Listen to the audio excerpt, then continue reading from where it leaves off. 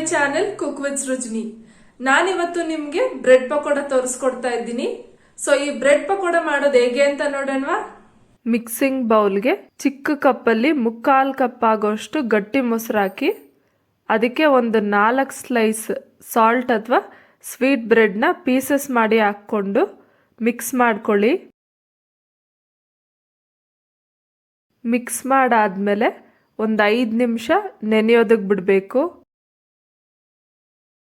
ಅದು ನೆನೆಯೋಷ್ಟರಲ್ಲಿ ಇನ್ನೊಂದು ಮಿಕ್ಸಿಂಗ್ ಬೌಲ್ಗೆ 1 ಕಪ್ ಕಡಲೆ ಹಿಟ್ಟು, 2 ಸ್ಪೂನ್ ಅಕ್ಕಿ ಹಿಟ್ಟು, ಜೀರಿಗೆ ಸ್ವಲ್ಪ, ಚಿಟಿಕೆ ಸೋಡಾ, ಹಸಿಮೆಣಸಿನ್ಕಾಯಿ 5 ತಗೊಂಡು ಈ ರೀತಿ ಕಟ್ ಮಾಡಿ ಹಾಕ್ಕೊಳ್ತಾ ಇದ್ದೀನಿ.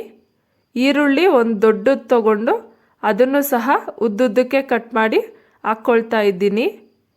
ಪುದೀನ, ಕೊತ್ತಂಬರಿ ಸೊಪ್ಪು, ಅಚ್ಕಾರದ ಪುಡಿ 1 ಸ್ಪೂನ್,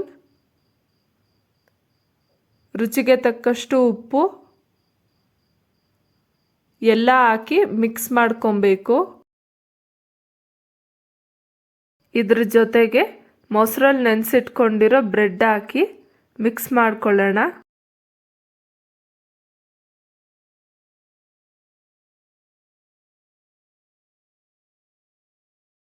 ಒಂದು ವೇಳೆ ಮೊಸರಲ್ಲಿರೋ ನೀರಿನಂಶ ಸಾಕಾಗಿಲ್ಲ ಅಂತಂದರೆ ನೀವು ಬೇಕಿದ್ರೆ ಸ್ವಲ್ಪನೇ ನೀರು ಹಾಕ್ಕೊಂಡು ಪಕೋಡ ಹಿಟ್ಟಿನ ಅದಕ್ಕೆ ಮಿಕ್ಸ್ ಮಾಡ್ಕೊಬೇಕು.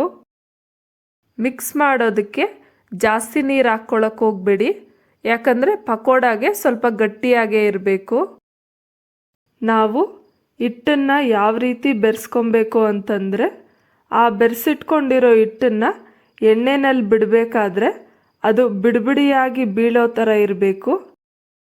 ಸ್ಟವ್ ಹಚ್ಚಿ ಬಾಣಲಿ ಇಟ್ಟು ಐ ಫ್ಲೇಮ್ನಲ್ಲಿ ಇಟ್ಕೊಂಡು ಎಣ್ಣೆ ಕಾಯಿಸ್ಕೊಳ್ಳೋಣ. ಎಣ್ಣೆ ಕಾದಿದೆಯೋ ಇಲ್ವೋ ಅಂಥೇಳಿ ಚೆಕ್ ಮಾಡಿ. ಎಣ್ಣೆ ಕಾದಿದೆ. ಈಗ ಸ್ಟವ್ನ ಲೋ ಫ್ಲೇಮ್ನಲ್ಲಿ ಇಟ್ಕೊಂಡು ಹಿಟ್ಟನ್ನು ಪಕೋಡ ರೀತಿಯಲ್ಲಿ ಬಿಡಿಬಿಡಿಯಾಗಿ ಹಾಕ್ಕೊಬೇಕು. ಬೋಂಡಾ ರೀತಿ ಉಂಡೆ ಕಟ್ಟೋದಕ್ಕೆ ಹೋಗಬೇಡಿ. ನಾವಿಲ್ಲಿ ಬ್ರೆಡ್ಡನ್ನು ಮೊಸರಲ್ಲಿ ಮಿಕ್ಸ್ ಮಾಡಿ ಹಾಕ್ಕೊಂಡಿರೋದ್ರಿಂದ ಸ್ವಲ್ಪ ಅಂಟಂಟಿರುತ್ತೆ. ಅದಕ್ಕೆ ನೀವು ಬೇಕಿದ್ರೆ ಇನ್ನೂ ಒಂದು ಈರುಳ್ಳಿನ ಕಟ್ ಮಾಡಿ ಹಾಕ್ಕೊಬೋದು. ಹಿಟ್ಟನ್ನು ಎಣ್ಣೆನಲ್ಲಿ ಹಾಕ್ಕೊಂಡಾದ್ಮೇಲೆ ಒಂದು 2-3 ನಿಮಿಷ ಬೆಂದಾದ್ಮೇಲೆ ಇನ್ನೊಂದು ಕಡೆ ತಿರುಗಿಸಿ ಬೇಯಿಸ್ಕೊಳ್ಳಿ. ಅದು ಗೋಲ್ಡನ್ ಬ್ರೌನ್ಗಿಂತ ಸ್ವಲ್ಪ ಹೆಚ್ಚಿಗೆ ಆಗೋವರೆಗೂ ಫ್ರೈ ಮಾಡ್ಕೊಬೇಕು.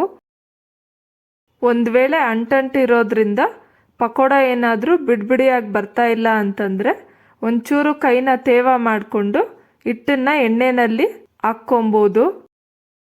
ಆದರೆ ಹುಷಾರಾಗಿ ಮಾಡಬೇಕು, ಯಾಕಂದರೆ ಕೈಯಲ್ಲಿರೋ ನೀರು ಏನಾದರೂ 1 ಡ್ರಾಪ್ ಎಣ್ಣೆಗೆ ಬಿದ್ದರೆ ಎಣ್ಣೆ ಮೈ ಮೇಲೆ ಸಿಡಿಯುತ್ತೆ. ಅದಕ್ಕೆ ನೀವು ಎಣ್ಣೆನಲ್ಲಿ ಪಕೋಡ ಕರಿಯುವಾಗ ನಿಧಾನಕ್ಕೆ ಕೈಯಲ್ಲಿ ಒಂಚೂರು ನೀರು ಇಲ್ಲದೆ ಇದ್ದಂಗೆ ಮುಂಜಾಗ್ರತೆ ವಹಿಸಬೇಕು.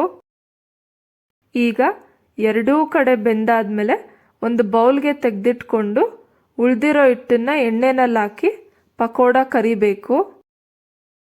ಒಂದೊಂದು ಸರಿ ಮನೆಯಲ್ಲಿ ಬ್ರೆಡ್ ಇರುತ್ತೆ, ಆದರೆ ಯಾರೂ ತಿನ್ನೋದಿಲ್ಲ.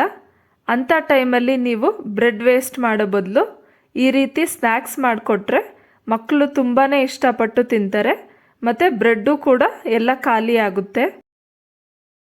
ಇದು ಪಕೋಡ ಆಗಿರೋದ್ರಿಂದ ಬೋಂಡಾ ಕಲರ್ಗಿಂತ ಸ್ವಲ್ಪ ಜಾಸ್ತಿನೇ ಕಲರ್ ಬರೋವರೆಗೂ ಎಣ್ಣೆಯಲ್ಲಿ ಕರಿಬೇಕು. ಪಕೋಡ ಎರಡೂ ಕಡೆ ಬೆಂದ ಮೇಲೆ ಎಣ್ಣೆ ಎಲ್ಲ ಚೆನ್ನಾಗಿ ಸೋರಿಸಿ ಅದೇ ಬೌಲ್ಗೆ ತೆಗೆದಿಟ್ಕೊಂಡು ಸ್ಟವ್ ಆಫ್ ಮಾಡ್ಕೊಳ್ಳಿ. ಈಗ ಗರಿಗರಿಯಾದ ಬ್ರೆಡ್ ಪಕೋಡ ರೆಡಿಯಾಗಿದೆ. ಸೊ ನೋಡಿದ್ರಲ್ಲ ಫ್ರೆಂಡ್ಸ್, ಬ್ರೆಡ್ ಪಕೋಡ ಮಾಡೋದು ಹೇಗೆ ಅಂತ ಅಂದ್ಬಿಟ್ಟು ನೀವು ಒಂದ್ಸಲ ಟ್ರೈ ಮಾಡಿ ನೋಡಿ. ಹೇಗ್ ಬಂತು ಅಂತ ಕಮೆಂಟ್ ಸೆಕ್ಷನ್ ಅಲ್ಲಿ ಶೇರ್ ಮಾಡಿ. ಮತ್ತೆ ಈ ವಿಡಿಯೋ ನಿಮ್ಗೆ ಇಷ್ಟ ಆದ್ರೆ ಲೈಕ್ ಮಾಡಿ, ಶೇರ್ ಮಾಡಿ. ಪ್ಲೀಸ್ ನನ್ನ ಚಾನೆಲ್ಗೆ ಸಬ್ಸ್ಕ್ರೈಬ್ ಮಾಡಿ. ಮತ್ತೆ ನಾನು ಇನ್ನೊಂದು ರೆಸಿಪಿ ಜೊತೆ ನಿಮ್ಮ ಮುಂದೆ ಸಿಗ್ತೀನಿ. ಅಂಟಿಲ್ ದೆನ್ ಬಾಯ್.